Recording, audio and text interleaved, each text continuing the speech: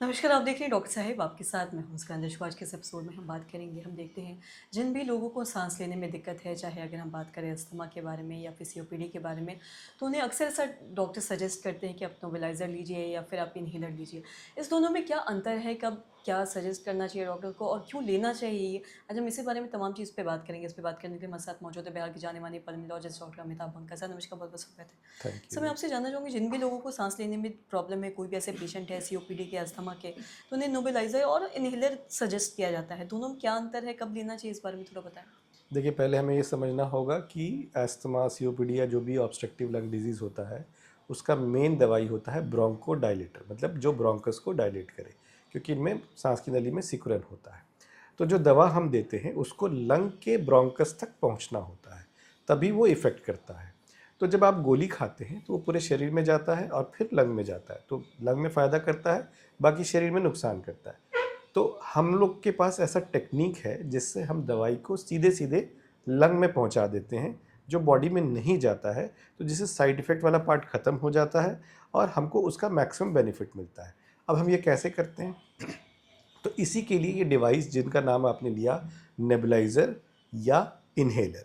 Inhaler में बहुत सारे टाइप्स होते हैं, dry powder, meter dose inhaler, जिसको कैप रोटा कैप कैप्सूल वाला या फिर पंप वाला भी आम भाषा में बोला जाता है। तो ये दोनों डिवाइस का काम बेसिकली ये है कि आपके दवाई को फेफड़े तक पहुंचाए। ये दवाई नहीं है, ये कोई वो नहीं है, इनसे कुछ नहीं होता। ये सिर्फ एक मशीन है जो दवा को फेफड़े तक पहुंचाते हैं। इनका बस इतना ही काम है। अब दोनों में क्या फ़र्क है? तो हमें ये समझना होगा कि नेबुलाइज़र और नेबुलाइज़र जो होता है बेसिकली क्या करता है, एक मशीन होता है, उससे एक पाइप निकला होता है, मास्क होता है, जिससे और मास्क में हम लोग लिक्विड डालते हैं और उस लिक्विड को मशीन वेपर में बना देता है और वो वेपर को मास्क के द्वारा बॉडी में हम लोग इन्हेल करते हैं, चाहे नाक से चाहे मुंह से। अब अगर आप इसमें देखोगे तो पेशेंट को कोई एफर्ट नहीं लगाना है, कोई मेहनत नहीं करनी, बस उसको मास्क लगा लेना है और नॉर्मल सांसें अपनी लेते रहनी है। और इससे जो उसके सांस जो ले रहा है उसमें वो वेपर्स जो हैं वो उसके लंग्स तक चले जाएंगे और वहाँ पे इफ़ेक्ट करेंगे।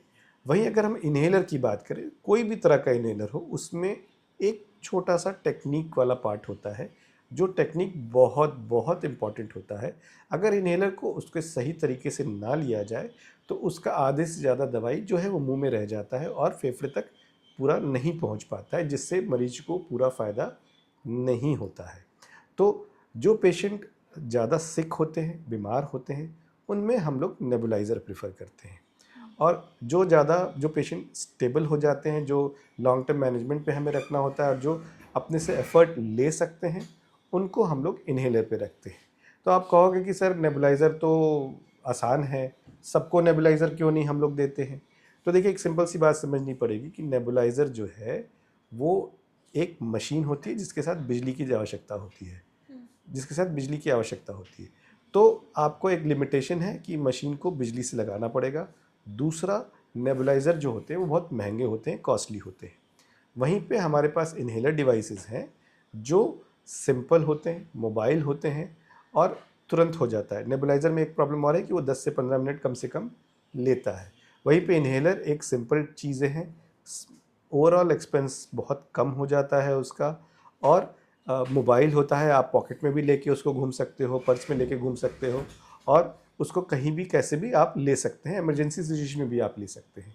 तो दोनों में ये फ़र्क है कि नेबुलाइज़र जो है यूजुअली हम लोग सिक पेशेंट्स के लिए या जो आपके कमांड को फॉलो नहीं कर सकते, जो टेक्निक फॉलो नहीं कर सकते, उनमें प्रेफर करते हैं। अदरवाइज़ हम लोग बाकी सारे पेशेंट्स में हम लोग इन्हेलर ही प्रेफर करते हैं। जी, सर, बहुत बहुत शुक्रिया तमाम जानकारी देने के लिए। तो आशा करते हैं दर्शकों आप ये समझ पाए होंगे कि नेबुलाइज़र और साथ ही इन्हेलर में क्या अंतर है, कब क्या लेना है और क्या कब इसकी आवश्यकता है और किन चीज़ों की। तो आशा करते हैं जो तमाम जानकारी है आपके लाभदायक रही हो। तो आज के इस वीडियो में इतना ही। वीडियो देखने के लिए आपका धन्यवाद।